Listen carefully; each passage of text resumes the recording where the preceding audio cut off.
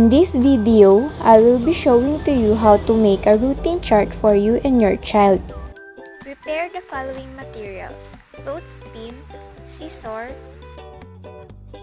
marker, and paper.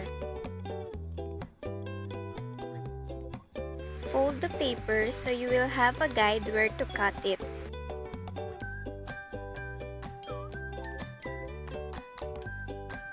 Now, cut out the folded paper. Write down the agreed daily routines, and for older children, you can let them draw instead.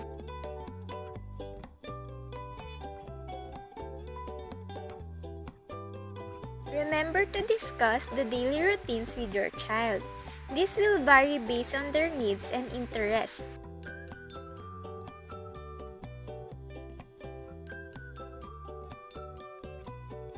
To finish it up, pin the paper using the clothespin. If you don't have that, you can